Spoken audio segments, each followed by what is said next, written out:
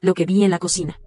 Mi marido le estaba siendo infiel conmigo con mi madre en la cocina, encima de la mesa donde solemos dejar el pan de molde del Mercadona, el blanco 820 gramos, 1,19 euros. Lo compro siempre en oferta 2x1 cuando coincide, porque así congelo la mitad y no se pone duro tan rápido, y lo sé con absoluta certeza porque fue lo primero que vi al encender la luz, antes incluso de poder apagar el zumbido del fluorescente que lleva meses fallando y que él dice que ya cambiará un día de estos.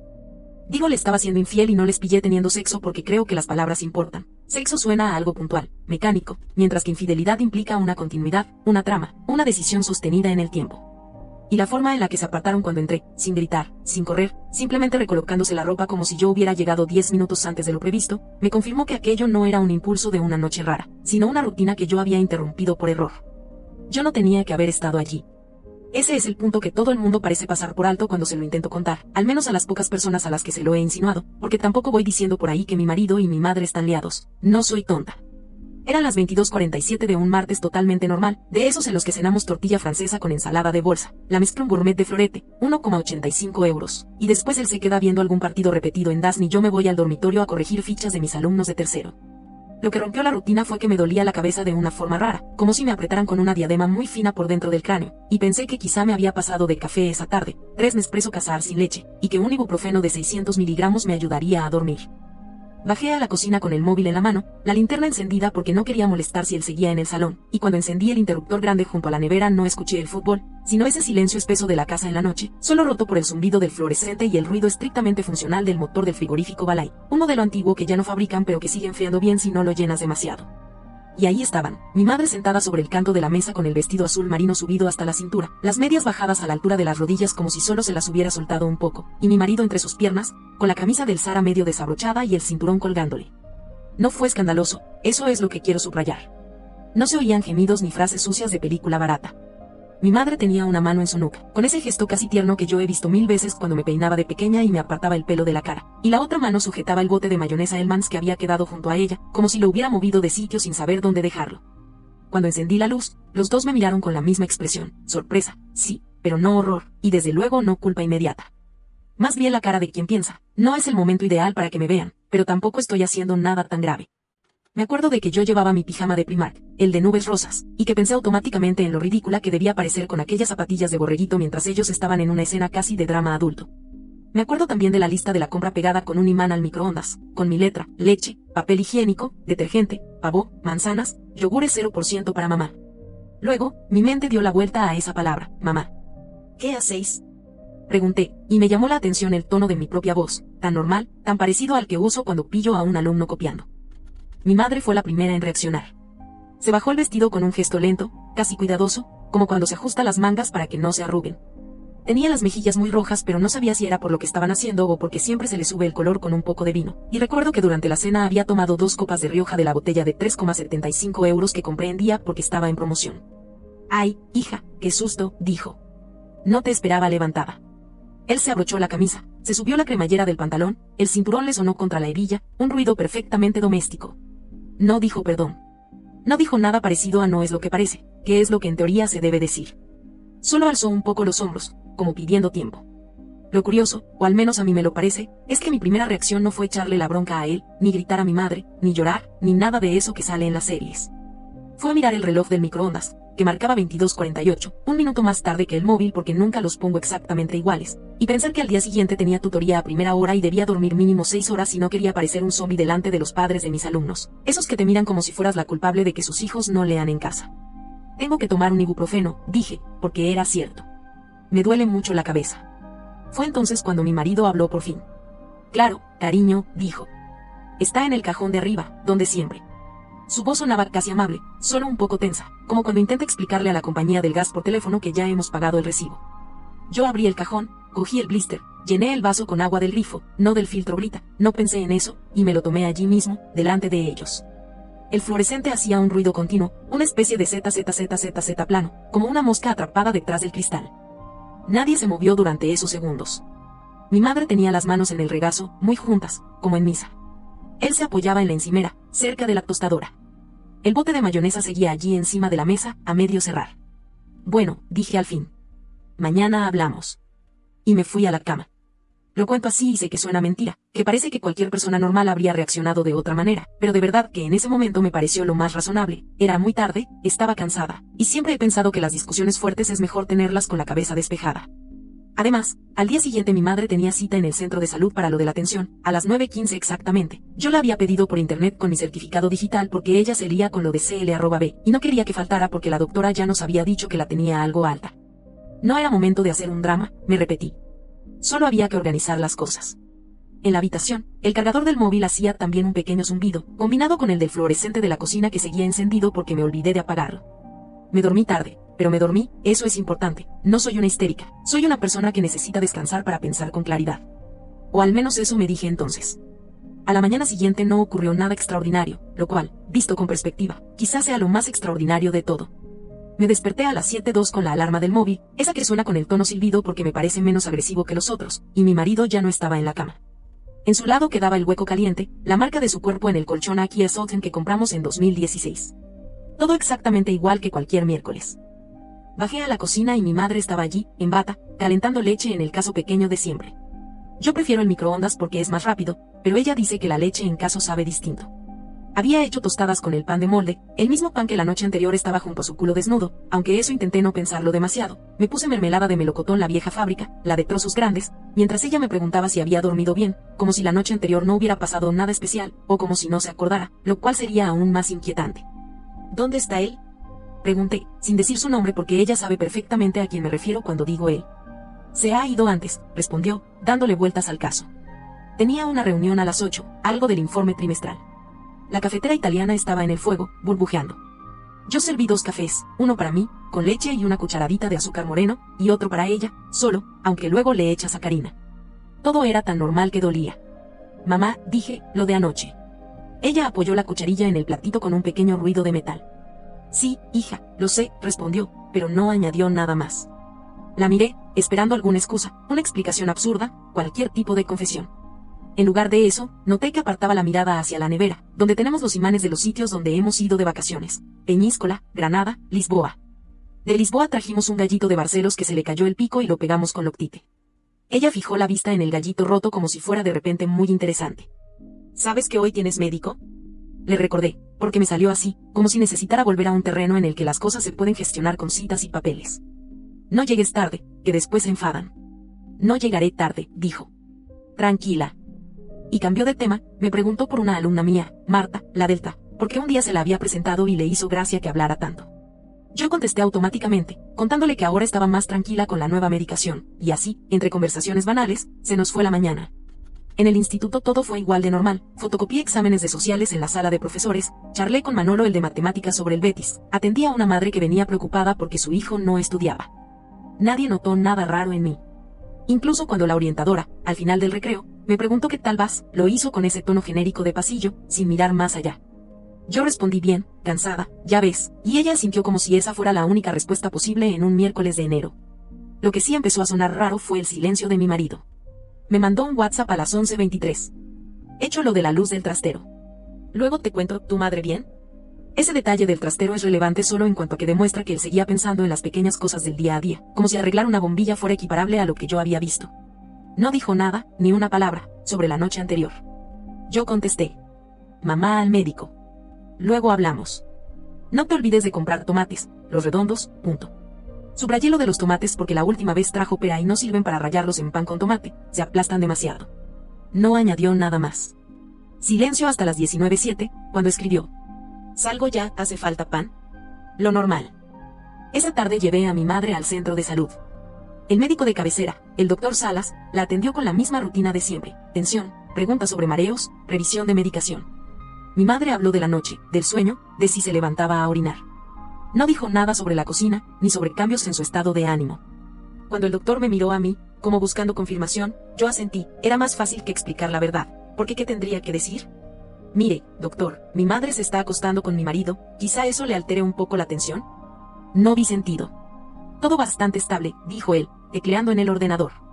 Siga con la dieta sin demasiada sal. Y nada de sobresaltos, ¿eh? Lo de nada de sobresaltos casi me hace reír, pero me contuve. A partir de ahí empezaron las pequeñas cosas raras. Por ejemplo, que mi padre no llamó ese día.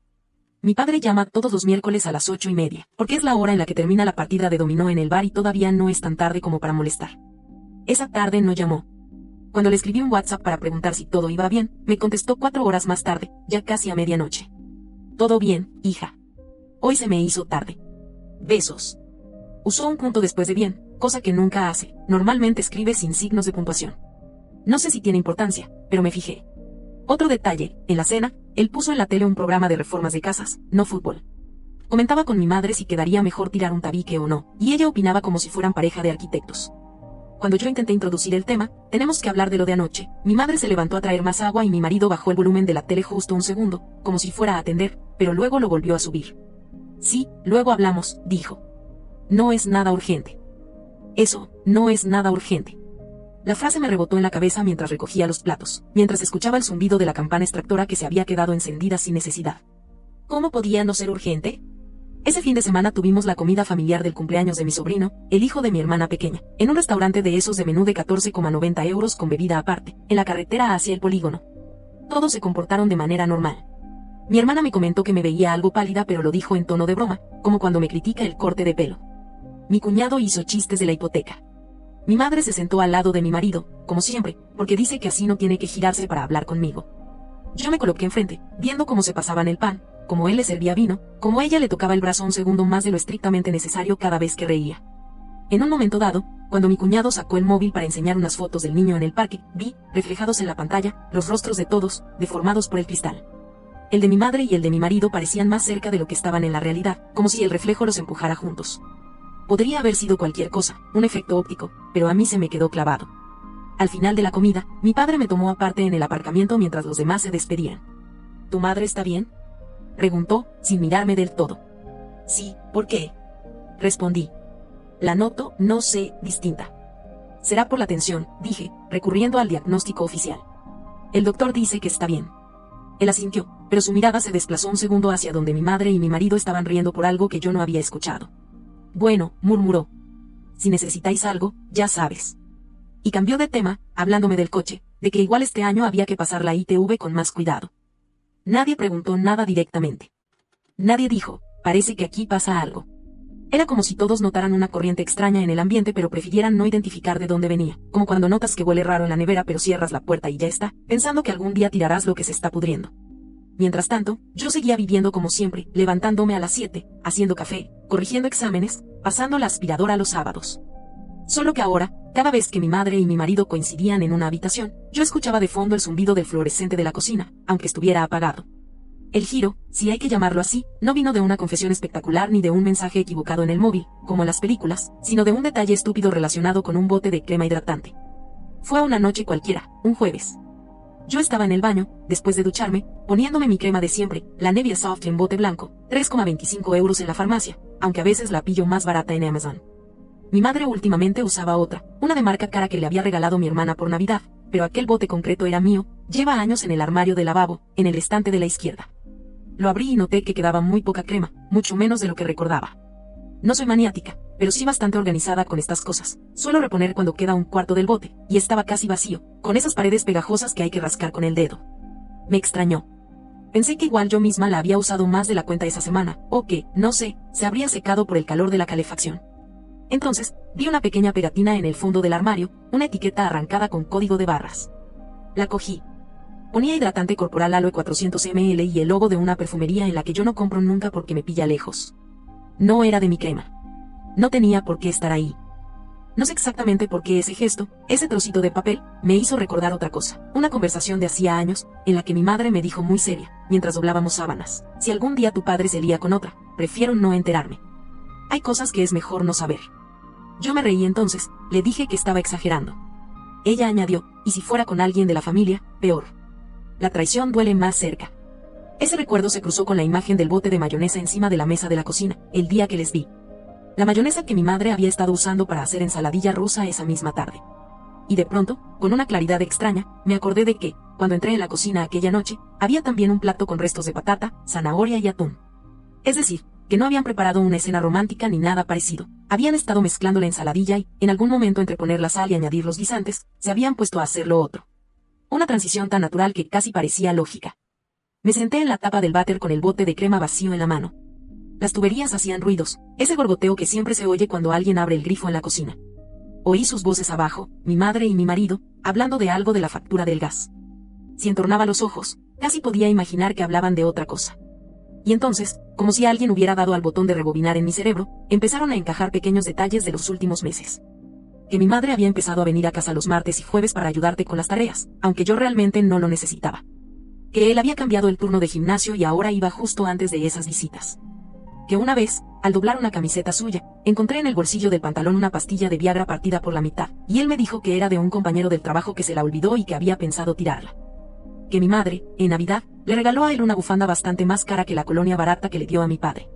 Todo eso estaba ahí, flotando, pero yo lo había archivado en la carpeta mental de cosas sin importancia. Decidí que necesitaba una prueba más tangible que mi memoria. Algo que no pudiera discutirse. Así que hice algo que, ya lo sé, no está bien, puse a grabar con el móvil. El viernes siguiente, fingí que salía a comprar al súper a las 6 de la tarde, como tantas veces. Le dije a mi madre que tardaría porque tenía que pasar también por la farmacia a por sus pastillas de la tensión.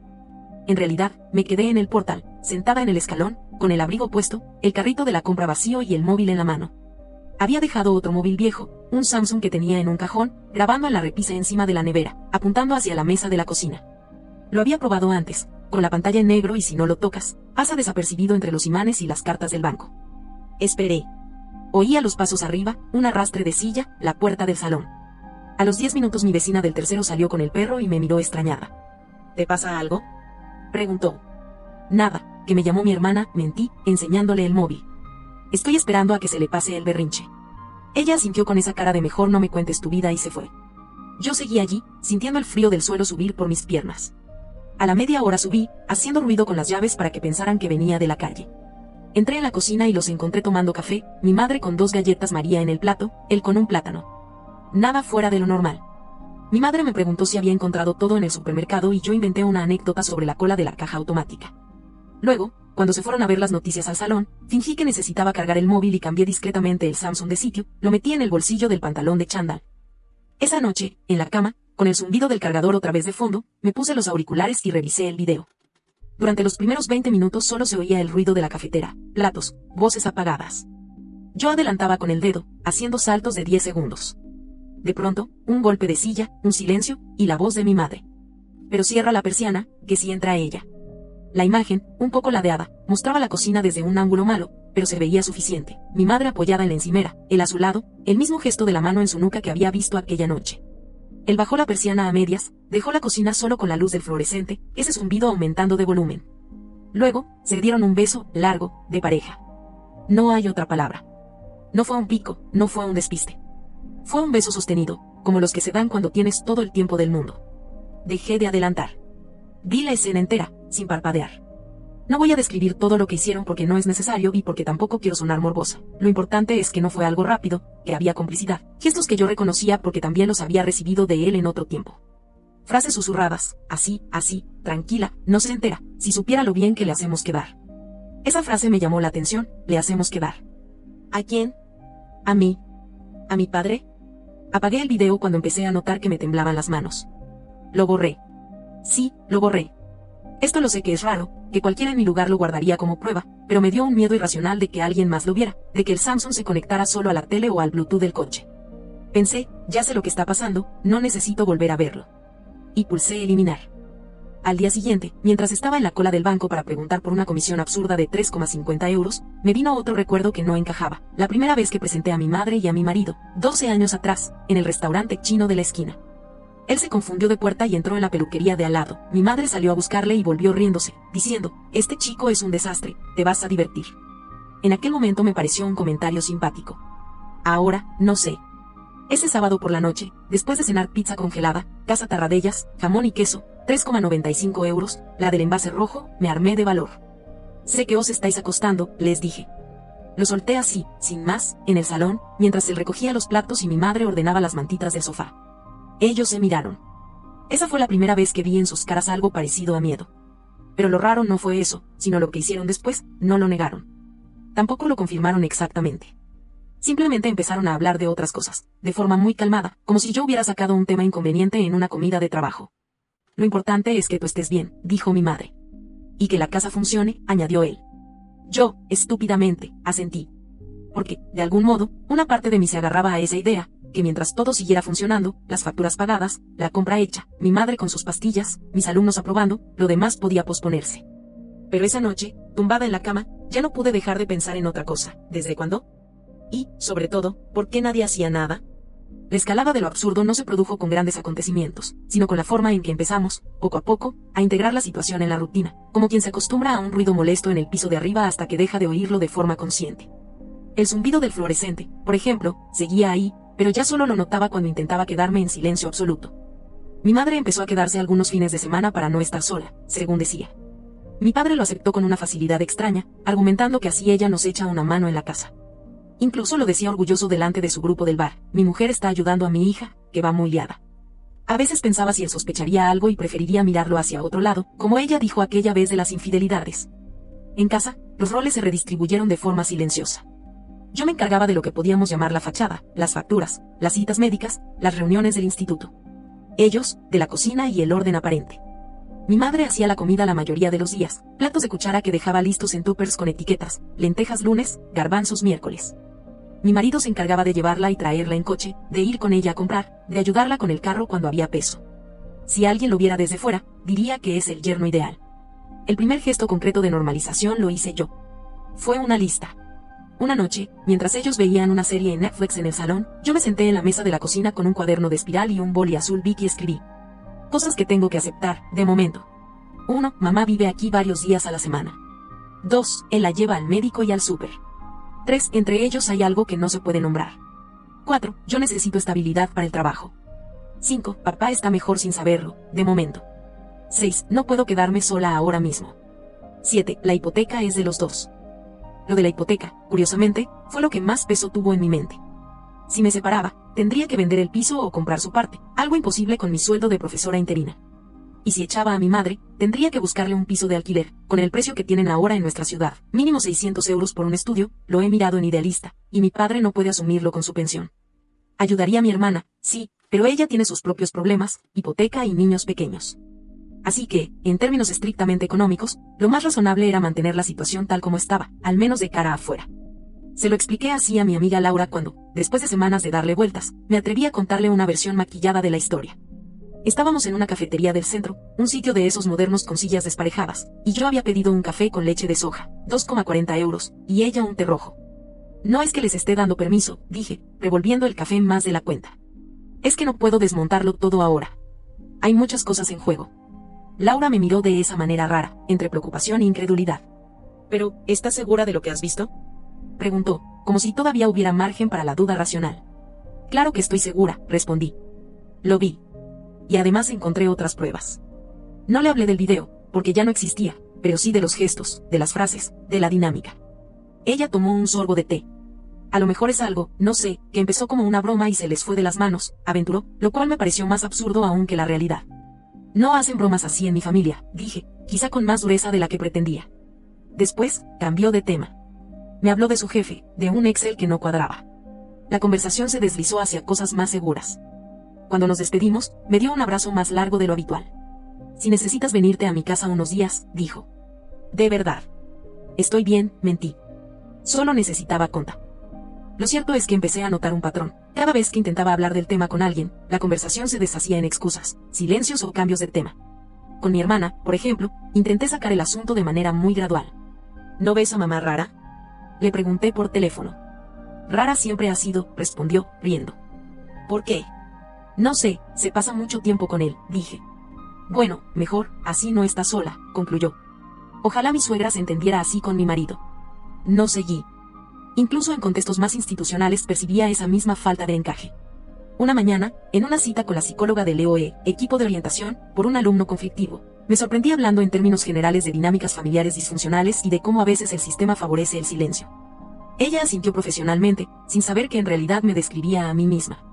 La vida se fue llenando de esos pequeños guiños al absurdo que solo yo parecía ver. El Día de la Madre, por ejemplo, fuimos a comer a un italiano. Yo le regalé a mi madre un pañuelo de seda, mi marido le dio un libro de recetas, mi padre le llevó flores. En un momento dado, el camarero nos hizo una foto a los 4. Cuando vi la imagen en el móvil, me fijé en que mi madre se inclinaba más hacia mi marido que hacia mi padre. Yo estaba al otro lado, sonriendo. Si alguien ajeno viera esa foto, podría interpretarla como un simple gesto de confianza con el yerno, nada más. La normalización llegó al punto de que empezamos a repartir tareas teniendo en cuenta lo suyo. Por ejemplo, decidimos que los martes por la tarde yo iría a yoga, clase de 18:30 a 19:30, 35 euros al mes, para desconectar, mientras ellos se quedaban en casa preparando la cena.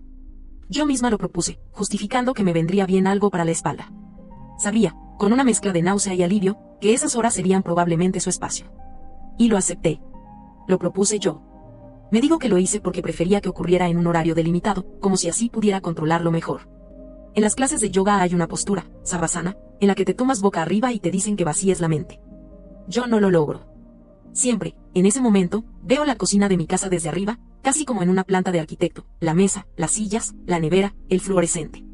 Y dos figuras moviéndose allí, una con el pelo rubio teñido de mi madre, otra con la camisa blanca de él. A veces me sorprendo contándome a mí misma que al menos están en un espacio limpio, ordenado, que no es un motel cutre de carretera. Me agarro a detalles ridículos para que todo parezca menos feo. Las autoridades solo aparecieron, de manera tangencial, en una ocasión. Fue cuando llevé a mi madre a una revisión con la psiquiatra, porque la doctora de cabecera, preocupada por su sueño, le había derivado. La psiquiatra, una mujer joven con gafas de montura fina, nos recibió en una consulta fría. Hizo preguntas de rutina, si se sentía triste, si había perdido interés por cosas que antes le gustaban. Mi madre respondió que no, que estaba contenta de pasar más tiempo con la familia. Con su marido, sus hijas. Preguntó la psiquiatra. Con mi yerno, añadió ella, casi sin darse cuenta. Es muy atento. La psiquiatra levantó la vista del ordenador un segundo. Me miró. No dijo nada. Yo tampoco. Hubo ahí una especie de silencio cargado, pero enseguida retomó el cuestionario.